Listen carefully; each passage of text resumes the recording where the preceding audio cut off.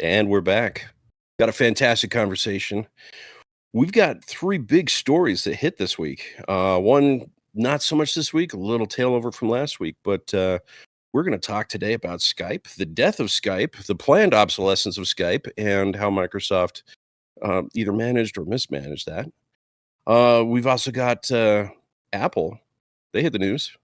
They hit the courts. They lost badly. That's going to kind of dovetail with the previous episode we talked about. But third episode, or our third topic today, third episode, oh my goodness. Third topic today, we're talking operational technology, OT, those systems that keep our infrastructure up and running, water, wastewater, oil and gas, that kind of thing. Some pretty big announcements from CISA there. And then we're going to get deeper into Jackson's upbringing. How did he come to now? It's going to be good. Artie? Yeah, all my childhood trauma. Is that what that is? Yep.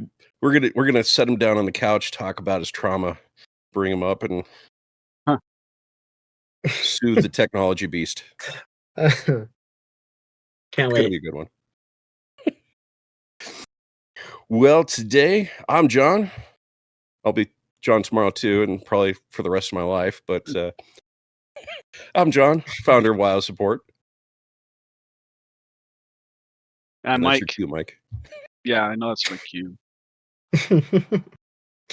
Yep, I'm Mike. Hey. I'm here. I'm at the office. Yeah, it's good to be back. Good for another week. Good for some discussion. I'm really interested to hear about this Skype deal. This is news to me. I thought Skype was dead 20 years ago. But... Yeah, I mean that's kind of where I was at. I was just like, it went away a long time ago. Like I didn't even think the name would even come back up again. It kind of died in 2011 when it was purchased. Here's what's really funny though, is because I've done a couple of recent Windows installations, and when I go and usually after I'll open up Task Manager just to see what kind of bloatware is going on, and Skype is always there. So I'm I just did one recently, yeah, and Skype was, and I was like, why is Skype on this computer? Like, how is it still made it into Windows by default, along with all the other bajillion programs that nobody uses anymore? So anyway, I'd be interested to see what's I thought that it basically got integrated into what we now know as Teams. Even like some of the ringtone stuff have made its way into Teams. I was listening to Teams the other day, and I heard the ring. I'm like, wait, that's a Skype ringtone. Is that what they did with that? Like, oh my goodness. Ironically, yes, that's what they did to it. But let's continue with introductions. Jackson, who is kind of taking us into new realms. I love the realms. Don't get me wrong.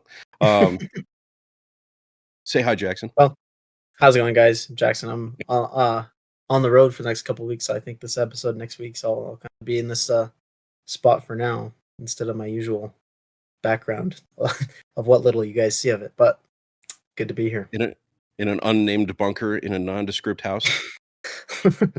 Right.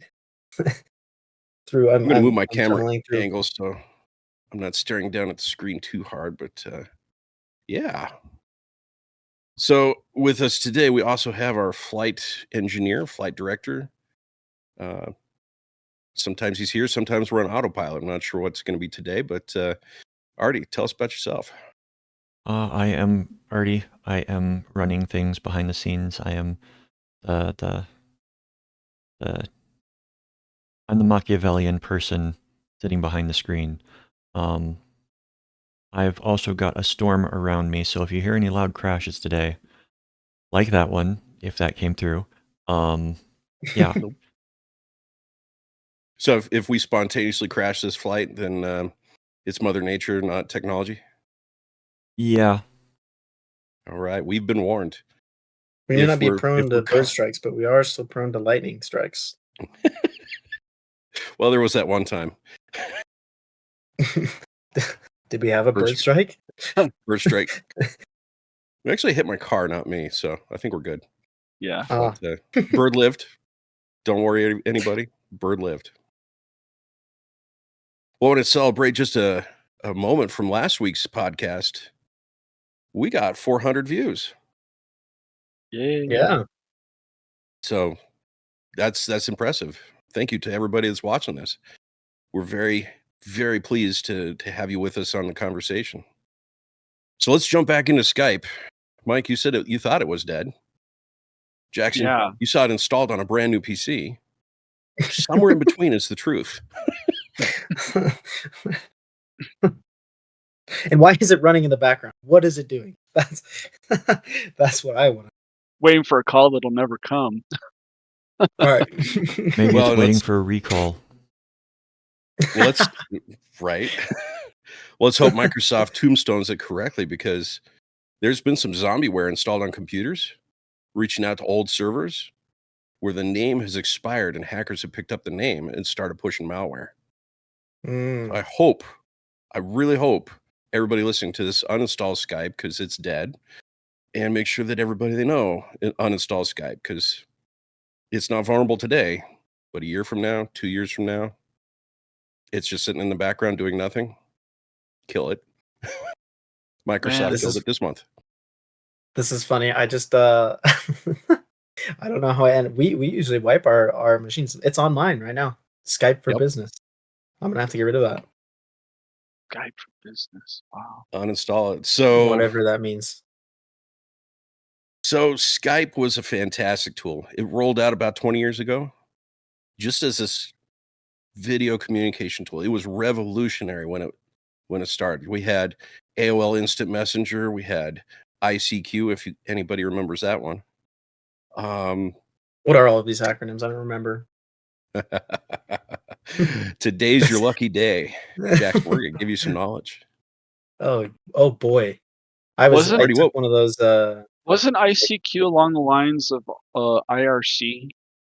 It was built on the same premise, but it was more you'd connect directly to the other person. Yeah, yeah. There's more DMs than it is groups. Yeah. But, yeah, I wish I could still access that, because my ICQ number was 736964. Wow. Now, anybody that knows ICQ, it got into hundreds of millions. So I started before the million mark. Yes, I'm dating myself. I did do ICQ for a short time. I do remember that. I also did the IRC thing too. Man, that was a long time ago. That's like late. That was like late 90s stuff. Yeah. The IRC, yeah. And you remember pulling out those old webcams? We're not talking 640 by 480. We're talking like 144p cameras that just give you the most rudimentary of a thumbnail worth of video. And you could do video calls. At like what, 5 frames per second? Whatever your modem could get up to, I guess. Yeah. But that was the claim to fame Skype had, is they brought a easy to use, lightweight application to your computer that could do phone calls, video calls, and even subsequently they got it hooked up to the playing old telephone system, so you can make real landline calls. And it pissed off all of the phone companies, because now I could call my friends, my family across the country without paying long distance fees, or I could call internationally without having to pay international call fees. So that was the beginning of the end of the playing old telephone network. Kind of cool. Wow.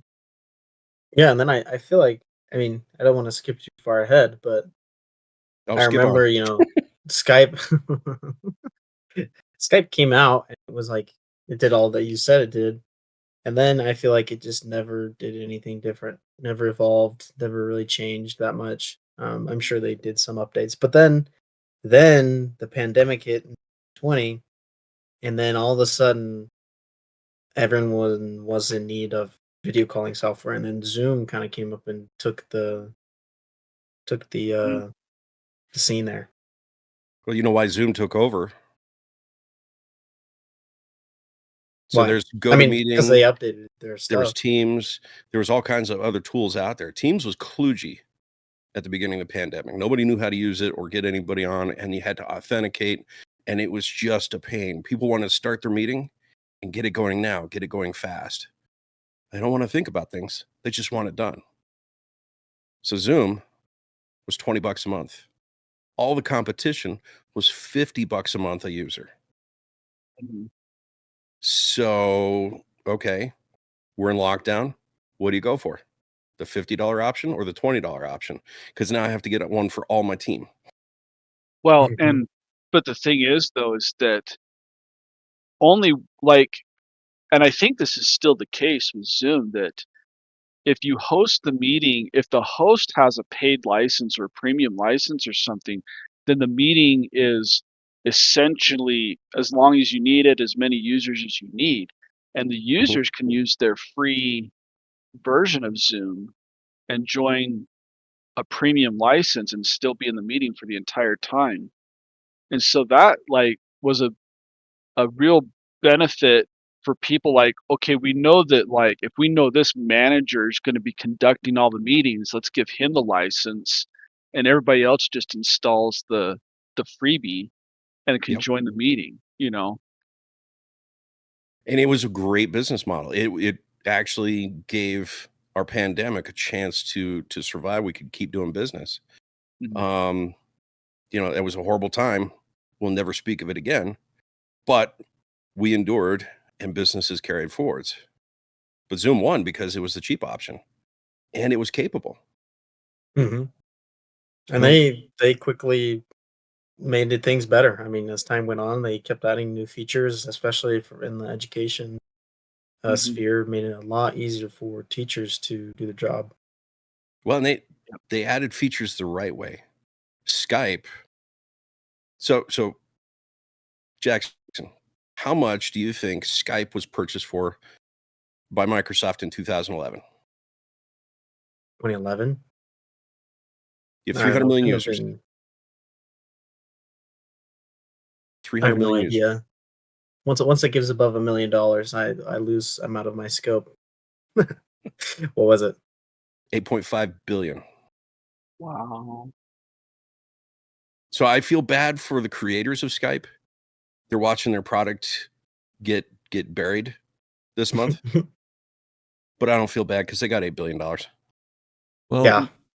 I got to put in there that the creators had already sold it like a few years after they made it, and then it was sold again to Microsoft later. And Yep. in my opinion, being somebody that was active across like multiple instant messengers, the sale of Skype to Microsoft is what killed it. Because people, they did not want to they didn't want to have to sign up for a new account with Microsoft with their old Skype account. It did not transfer over. So a lot of people just, no, we're not doing this. And they tried to fold it into MSN Messenger. And they eventually just got rid of MSN Messenger because Skype was the more visible brand. Kind of the opposite of what happened at Twitter. It's what's smoother to say. I'll see you on MSN, or I'll Skype you later. One's a verb, the other's a noun. So I'm going to Skype you. I'm going to Zoom you. I'm going to Teams you. Okay, that makes sense. I'm going to MSN you. I mean, that seems like I got to get like a defense attorney or something. I mean, you can turn an acronym into a verb, but that's a whole other story for another time. I mean, yeah, MSN was trying to be way bigger than it ever could have been. Now, that's disrespectful, but I think they earned it. They did things wrong. They didn't capitalize the market correctly, and so that brand kind of petered out and died. But I should say the brand identity. But I will Skype say, carried though, on all the way up until this month. I will say, though, that So Skype is the only one that has lasted this long. But I don't know if that's due to its functionality or due to just letting it sit there and just like poking it with a stick occasionally, saying, "Are we still going to do anything with this?" I think it's Are you dead that yet? latter option already. Yeah, I think it's just the fact that Microsoft owned it and Microsoft has so much money, they don't it wasn't either making or breaking them, so I don't think they really cared. And then finally they decided to kill it after it's already been dead for about a decade, it seems. It feels like. Well, they've been working, and we've been watching this, guys. Teams has been bifurcated into two pieces. That's my big word for the day. Pieces. Um, so you had the teams for home and teams for work, and nobody knew Which which was one to stupid. install, and they don't install together. It's all the same thing, really. It should be. It's There was just nothing different. why. And so then you also have Skype, which is a competing product owned by the same company. Which Okay, is Teams so for we're going Home. to kill one of these and figure this out. So they've been working on it. I've got to put in there, it was a competing superior product. It really was. I mean, well, before Microsoft got a hold of it, it was lightweight. Like if you were a gamer and you're streaming with your team and you're going through and you're running the missions, you're covering each other, whatever it is, you could have Skype running and it wouldn't kill your FPS. After Microsoft started loading it up with all kinds of ads and additional features, then it started using CPU, and then it started really tanking the game experience. So you couldn't use it. I think that's where Discord really stepped in. It's an opportunity to run a system that coexists with your games and doesn't tank your performance. But Discord more rose from Ventrilo and TeamSpeak, which didn't really have a chat room interface, and this combined basically IRC and voice chat and video chat, and made it they tried to make it into a gaming center type thing where you only need Discord to do anything across multiple platforms, and now they're trying to shoot themselves in the foot, but that's a different story. That's for a different podcast. Are those two still around? Artie, Ventrilo, and TeamSpeak. I remember those back in the day. They are still around? Nice. Well, and the cross-platform is really the reason Discord took off, is you could run it on your Linux box. If you're going to do Teams, you got to put it in a web browser. So, but go ahead. No, I want to hear more about what's happened last month, why they've decided to kill it, or it's been a long coming. They announced it a couple of years ago that they were going to start turning it off, and people were screaming, "What about? I paid for my credits." Because you could actually buy credits to do things like real landline calls and stuff like that. So Microsoft has put a plan together to migrate you into the home Teams version, or the free Teams version. And if you got credits, those apply, and you can still use them in Teams. So, I don't know what that's going to end up looking like.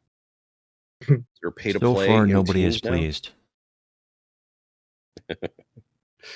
Alternatives start getting attractive at this point. But hate to do this, guys. We're going to have to pivot if we're going to hit all our topics. Speaking of pay to play, let's go to Apple. Did Apple have to pay? Apple's going to have to pay. It's not really a have to play type thing. It's that they were found by a judge to be explicitly defying a court order. And documentation. Now, where is this? Is this in the United States or the UK? This is in the US. Was it US? This was a US ruling. They were told not to. That's right. It was the Epic game. Lawsuit. They were told that they had to give their users an option to go to like the developer's website for installing apps to avoid additional fees. And Apple used malicious compliance, and the court was like, "We see what you did. You violated our order in spirit. So you are going to Oh, be facing some repercussions for that. I don't want to call out names on it, but she actually admonished one of the Apple executives for lying to the court. Who is potentially going to be facing criminal, what is it, perjury? Yep. Yikes. So the good news is, the iPhones should be unlocked, and we should be able to load stuff in, and games won't have to pay whatever fees. There's going to be some advantages coming. Now there's going to be some back and forth. There's going to be some. Go ahead. I was gonna say, I assume this is related to. I know we talked about it. I don't think was it last week or the week before, but go ahead and give me again. What was the original ruling that was just determined that they were violating? Epic Games sued Apple for charging 30% for in-game purchases. Right. Okay. And requiring it to go through the Apple App Store instead of. So Epic had on Fortnite, they had you can pay $10 through Apple, or you can bypass that and pay $7.99 to just Epic itself.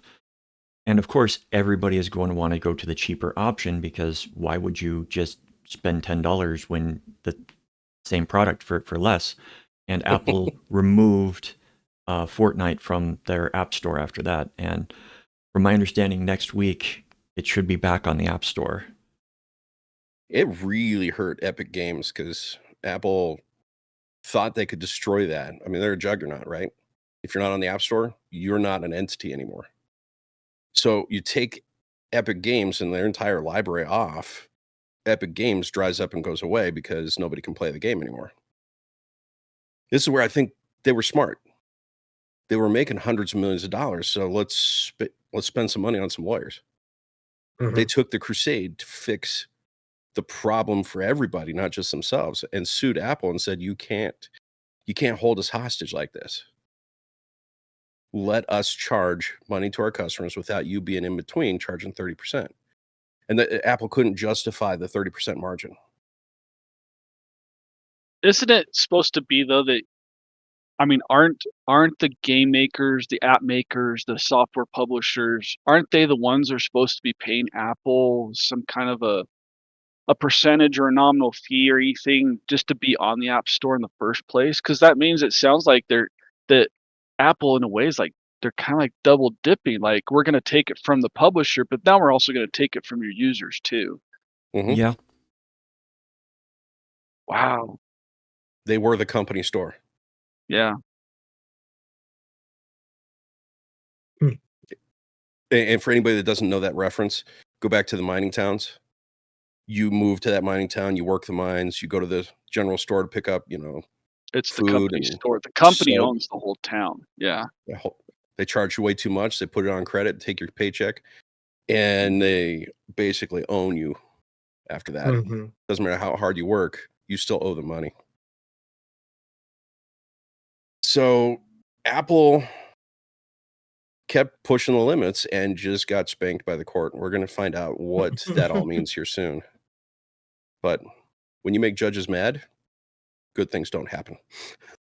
And when you explicitly defy the judge's order and say, yes, we're complying, it does not bode well for your company. So the original order was, no, Apple, you have to allow Epic Games to do what they're wanting to do. And then what was it that they were doing that defied it directly? It was found that it was a violation of a competition law, because Apple was preventing competition, but like nobody else could work in the environment. They had to play by Apple's rules on everything. And when the market is that narrow, they were basically just kicking out anybody that wasn't playing by their rules.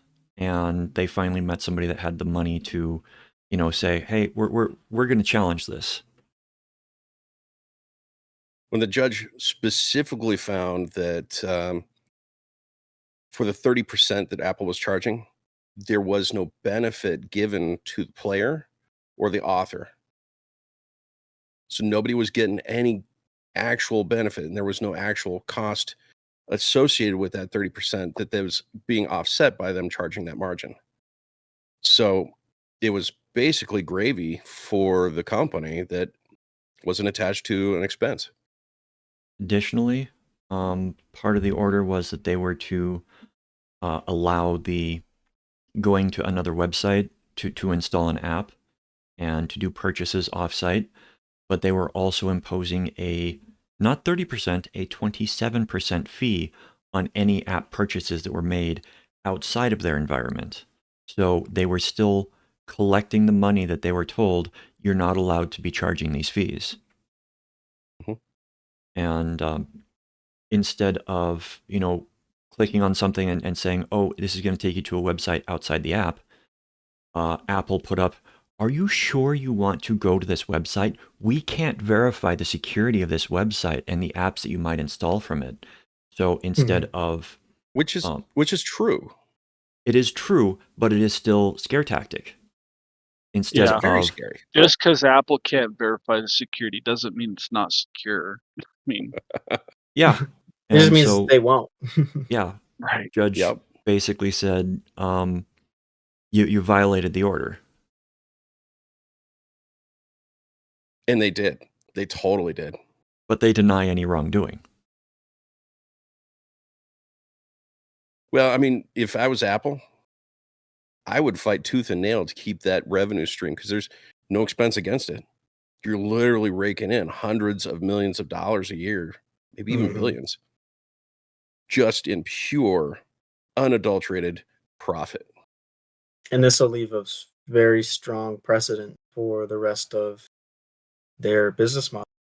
Well, Yeah, so just shout across out- the board. I mean, Steam, Epic Game Store itself, Google. Shout out Epic Games for Amazon. taking this fight to the courts. Yeah. And Epic might suffer from this result as well, so we'll find out. Yeah, that's a valid point. It's a very valid point because they do the same thing. They are an app store, and there are people that publish on their app store.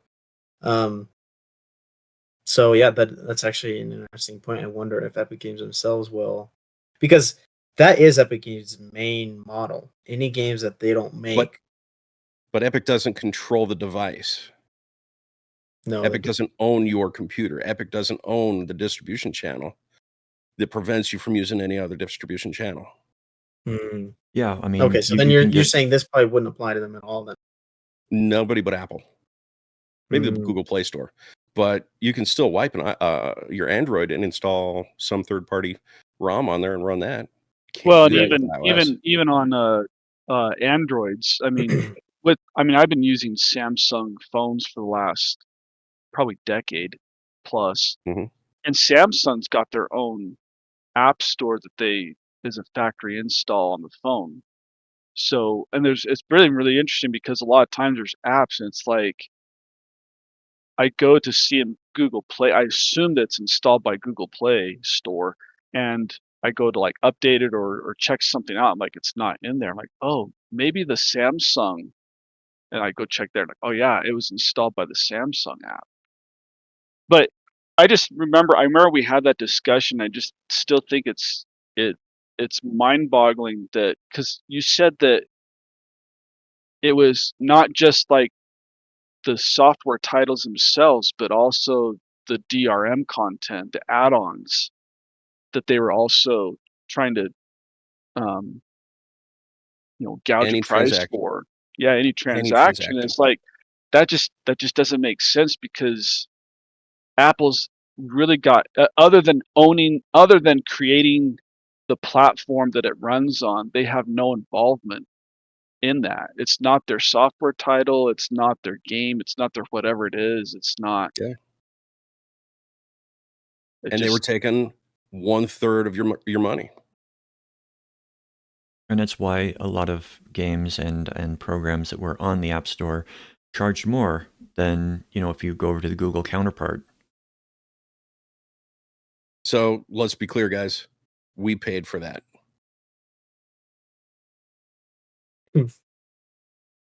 every user of every game paid just a little more to play the game because Apple wanted to charge this money. So kudos to the court, and definitely shout out to Epic Games for running that to the finish line. Now, let's hope it gets there in a good way. I'm going to disagree with you on one point. You said that this will only affect Apple and possibly Google. This could also affect places like Epic and Steam because they are a closed environment. Yes, you've got the option of, putting your game out on Good Old Games or on Epic or Steam or even Itch, but they are still a distribution point. And anybody puts their it will be harder to justify a lawsuit against Epic Games for keeping you off the platform because there is Steam and Steam is huge, or vice versa. If you want to play the latest version of Counter-Strike or dare I say Fortnite, if you want to play the latest version of any of those games, you go to that channel. I mean, we're seeing this with Netflix, with Disney Plus, with all those others. They're doing their own ecosystems, and that's well protected. They're not monopolies. Just because you don't see it on Netflix doesn't mean you get to sue Netflix. And I guess the biggest difference here is, with my computer, I can go on.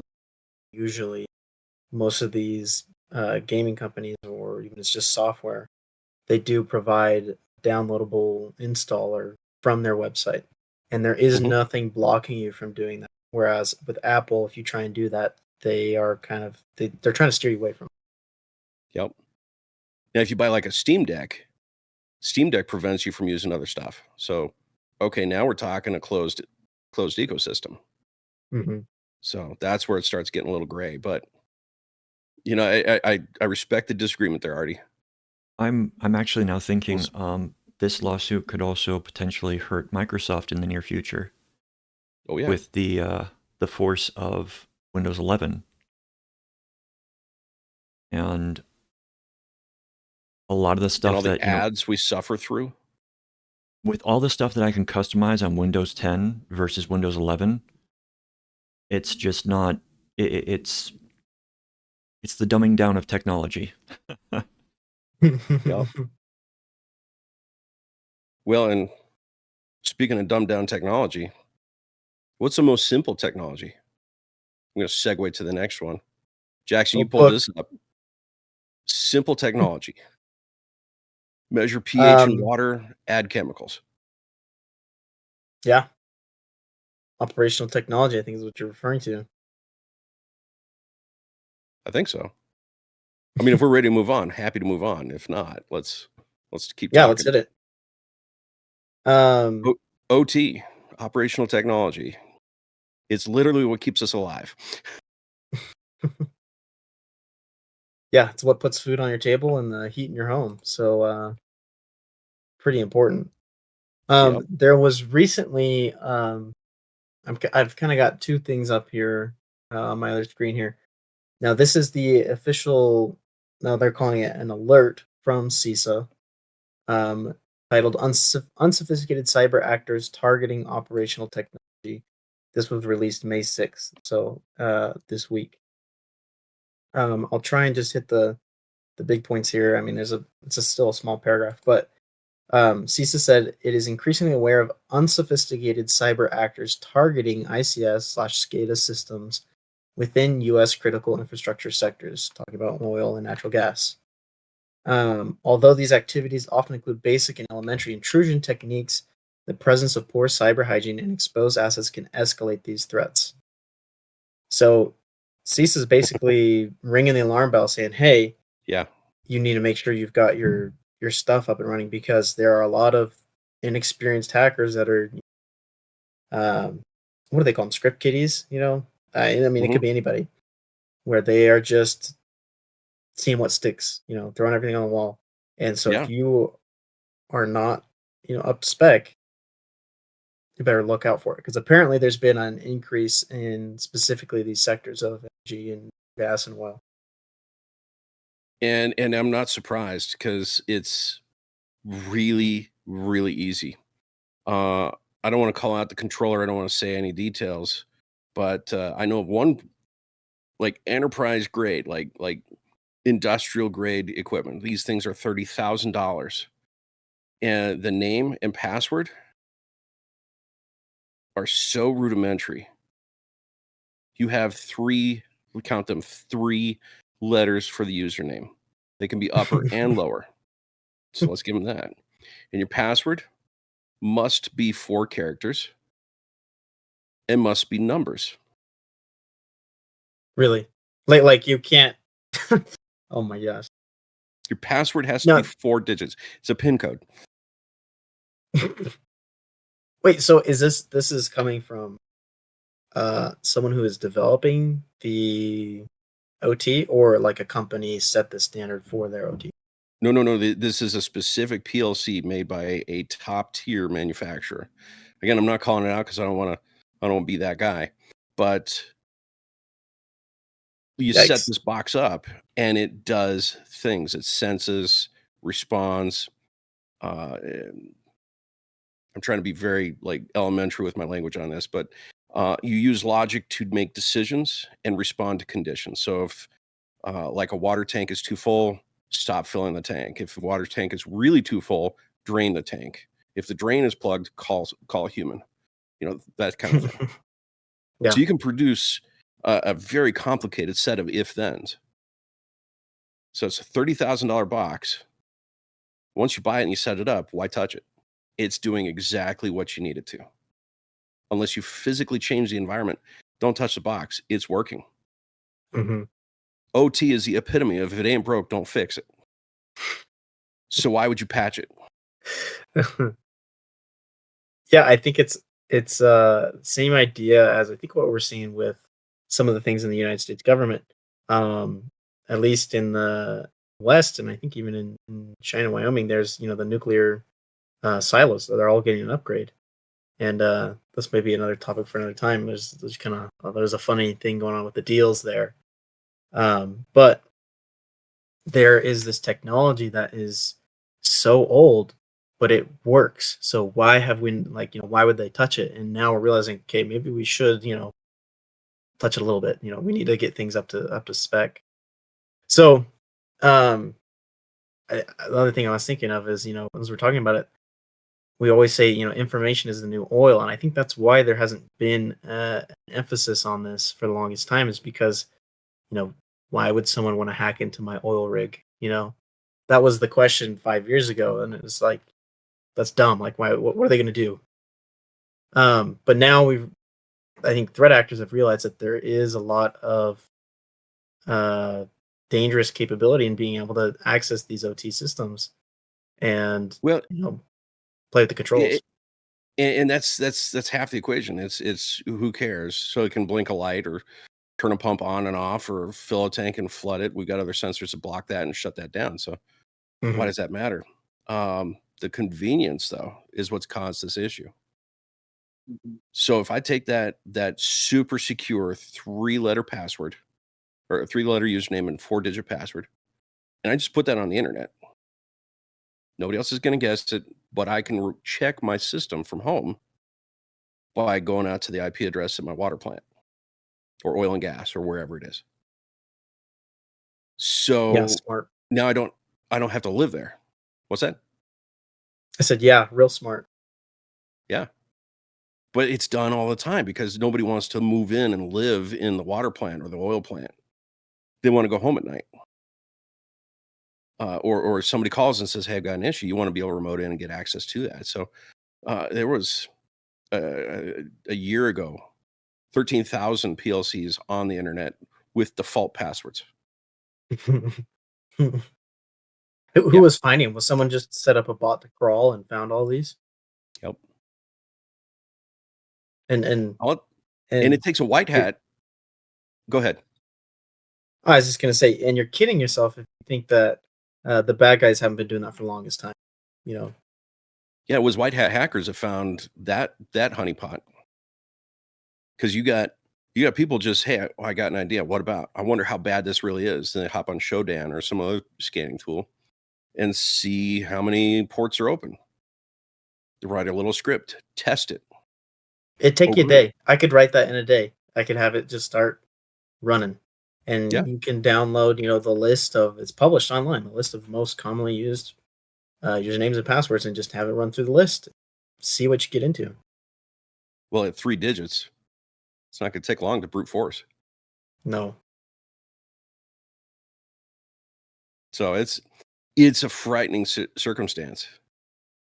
So this bleeping computers, where you said you got this information, right?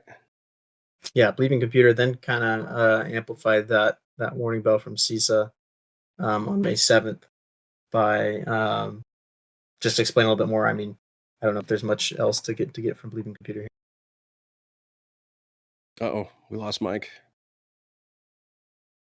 He's gone to avatar mode.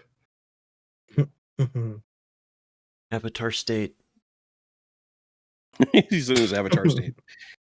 But let me dig a little deeper and see if they had anything else. But from a glance that I was looking at, I didn't see that they were doing much else than kind of explaining the importance of it, kind of like what we're doing here. Well, this is where IT and OT have different perspectives. They're both right. I want to be very clear on this. They're both right. You set it up and it runs. Don't touch it. You'll break it. If you patch the system, now you got to go through 40 or 50 or a couple hundred hours worth of validation on all the sensors, the logic that's in there. Make sure your traps, make sure your life safety equipment is working. Mm-hmm. It's not for the faint of heart. It's 6 figures. Yeah, and these are the systems that we're talking about when we talk about the cost of downtime. This is the biggest risk and cost is in OT because, like you said earlier, like we rely on these systems. They are the money makers and the products of everyone. So I mean, downtime here is super expensive, which is what steers people away from constantly trying to update and keep things up to date, because you touch it, you break it, and you just cost yourself, $12 million. And let's talk downtime. If I said your city can't deliver water for the next 4 hours, how many people just had a problem? A lot. Doctors can't wash their hands before surgery. Restaurants can't cook food. Little problems for 4 hours. Water's got to flow. So yeah, finding that balance between IT, the approach that they take to running systems and patching them, securing them, and all that, and OT, that's a challenge. But I think we're getting better as a technology group. All the people running those infrastructure systems, everybody is starting to catch on that you can't be connected to the internet and be secure at the same time. So, yeah, that's where you get into that challenge. Like, if we're running a water plant, we want to go home at night. You want to take your top paid engineer and say, hey, take a vacation for 3 days. But if it breaks, I need you to be able to remote in and fix it. Because no matter how awesome it is, if it's set it and forget it and you walk away, something will happen, something will break, and you're going to have a human fix it. It's the nature of OT. But how do you keep that isolated and safe and accessible? Short answer is bring a group like us into the picture. We can help with that. We've done it many times. But yeah, it's interesting to see the critical vulnerabilities start actually getting advertised in mainstream media, or I should say, bleeping computer, as mainstream as that is. We're not talking like CNN or any of those others. We'll only see that when somebody shuts down a whole town. Right. Or all the airports decide to crash their systems and because of an update, That sounds familiar, Mike. And it doesn't sound familiar. Yeah, it does sound familiar. In fact, in that realm, there was I heard that maybe about a week ago, right at the end of April, that the Northeast has been having some problems. That they had one of their main centers, New York Center, air traffic control, radars and radios went offline, Mhm. just like that. And it was a scramble for airplanes in the air to get in contact with somebody to figure out, hey, I did this instruction. Where am I going now? Like, what's my next instruction? And, doing the navigation. And I think for a time, radios were partially working, and then they had to relay through other systems. And oh boy, and whether that was an operational technology or a IT issue, I don't know. But it's really interesting that it's only been recently, for as long as there's been hackers and viruses and malware and all that, it's only been recently that we've been talking about securing the OT. Mm-hmm. And it's a conversation we've really got to have, because all it takes is one hacker breaking in, and we are critical infrastructure shut down. Hey guys, I've got a bit of a crisis here. I'm gonna have to get off the computer soon. It's gonna shut down on me. Silly me left my power pack at the office. So, oops. Oh yeah, there it is over there. Hey, could you throw that over here? I'll try I don't think we've gotten to that point where we can make that work, where I can just reach in the screen and just hand it to you. I'm sure someone's still working on that invention. That'd be a 3D neat one to printed have. charger. Yeah. Oh, that'd be cool. Transmit my device over the internet. Well, if I spontaneously drop off, I apologize.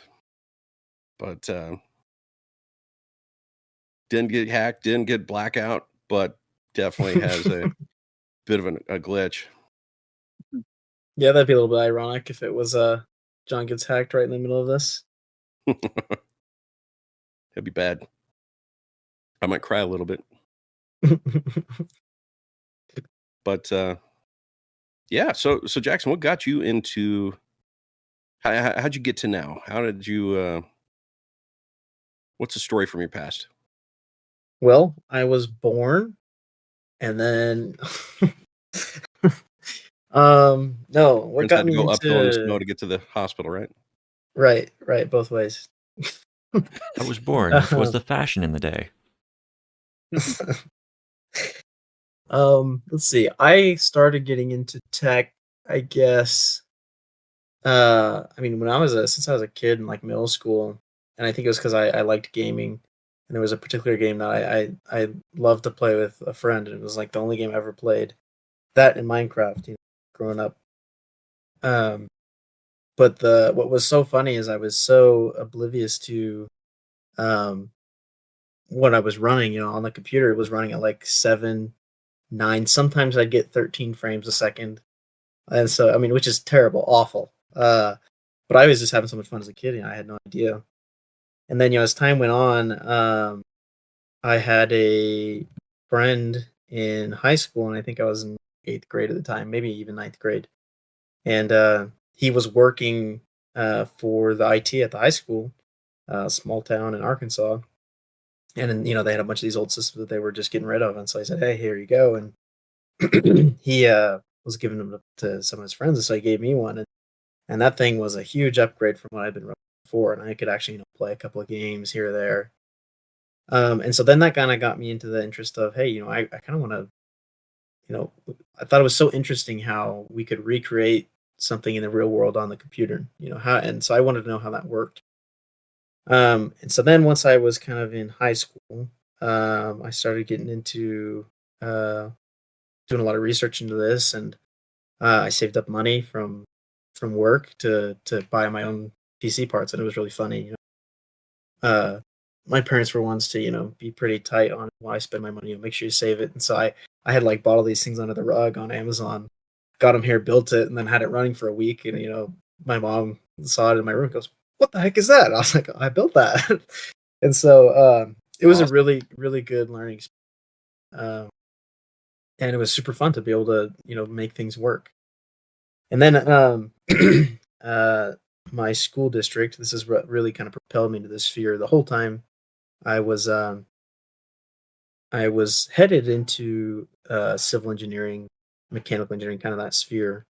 Um, and then what kind of propelled me the rest of the way was in high school there was a program that was offered district wide, and what I was able to do was kind of take these more computer engineering oriented classes, and I took them just for fun because I was like, oh yeah, I built my own computer. I find these things pretty interesting and fun, and I didn't think much else of it. But then I fell in love with that class and learned all about computer architecture and how every component kind of communicates with each other. And so John's back. Perfect. I'm back. I've heard a disaster. Perfect. And good news, So from I that, heard everything you were saying. Just oh wow, got to say that. kind of impressive. So after I'd taken that class, and I think I had signed up for another one, and that was when I kind of decided, I was like, you know what, I want to do computers. I want to do IT. And so I was blessed with a couple of jobs in high school that were related to IT, and one of them was working at a computer repair shop in my local town. And that was it for me. I fell in love with taking stuff apart, figuring out what's wrong with it, putting it back together, and seeing it working. What was your success rate? My success rate? Yeah. I mean, when I grew up, I took apart VCRs, those ancient video player things. Yeah. I was successful at getting one put back together. I won't tell you how many I put in the grave. I had a terrible success rate at that. I feel like I did. They went pretty well. I would say like around 90%. Most of the time I can take some apart and put it back together without breaking it. So nice. I mean, there was That's one impressive. time. I mean, I was one time I took 2 broken laptops, salvaged parts for both, and got one working. So I mean, that was kind of fun, and it was even funnier because it was a Mac, and I think I realized after the fact they actually weren't the exact same year. One was like a mid 2014, one was like a late 2014, and you could never do this today. Holy cow, you'd never be able to do this.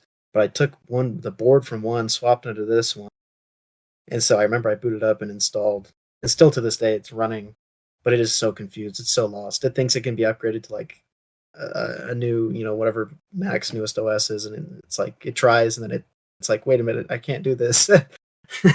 So it's a bit of that one's a bit of a Frankenstein, but yeah, I mean, yeah, it's my favorite thing, and so since then, I've now am in my college years, and so taking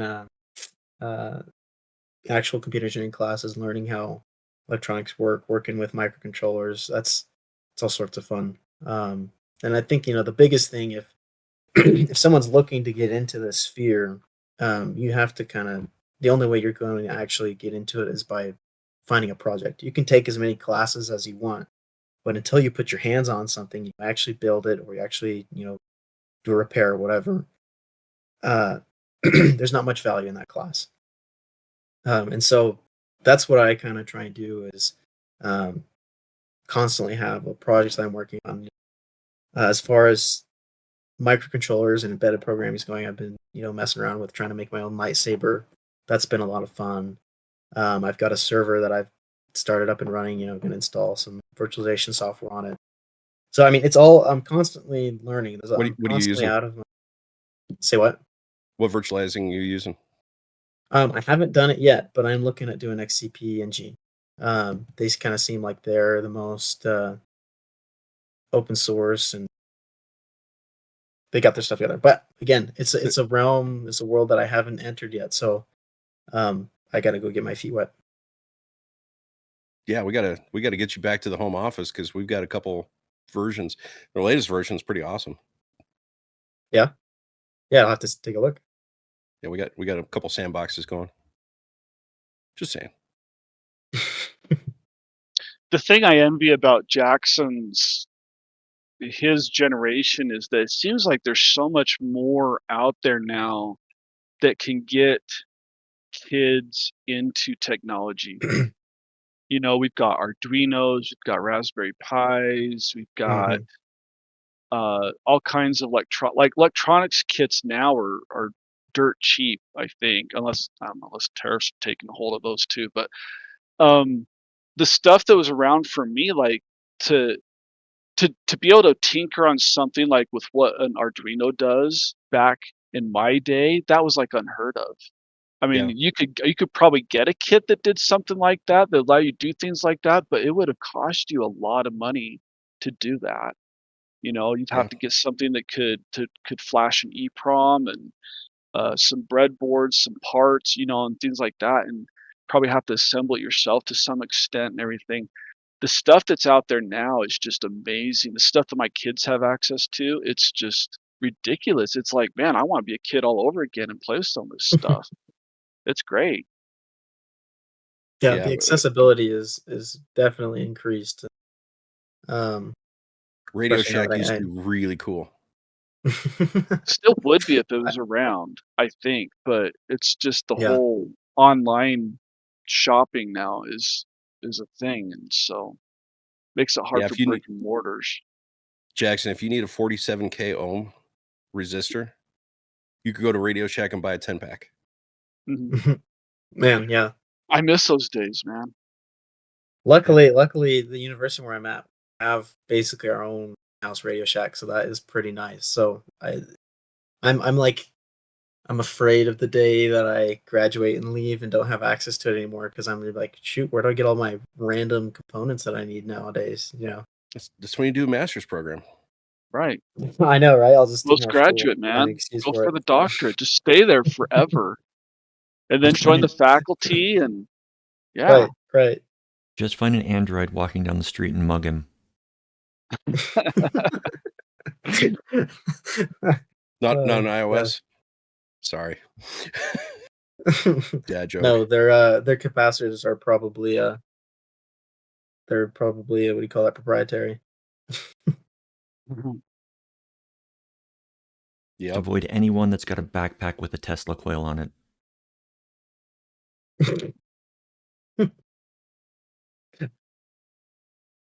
Approach with insulated shoes. Yeah, that'd be a scary day. That was funny. Okay. Crickets. Fine. Be that way. But it is the end of the podcast, so I'll give you that. We'll just say we wore everybody out. My joke was funny. You just don't realize it yet. Is that one of those ones where I'll be driving home 5 minutes from now and be like, oh, I get it now? No, it's going to be facepalm. Just like, oh. Yeah. Remember, we're not laughing at you, we're laughing near you. Wait, okay. or the one that I love was, we're not laughing at you, we're laughing with you. You just don't get it yet. That's a quote from Dead Poet Society, Mike. Yeah. I remember that one. What a fantastic conversation, Jackson. I'm sorry to cut your story short. We'll that's about it. We'll go for part 3 at some point. For those listening, part 1 is earlier. You get to dig for it if you wish. The quest is yours, brave adventurer. But I think we're going to wrap this one up, because we got a couple people going to other appointments, and apologize for that cutting into the podcast. But family first. It's an important piece. Yep. So until next time, I'm John. I'm Mike. I'm Jackson. I'm pressing stop soon. Like and subscribe. It helps us. Take care.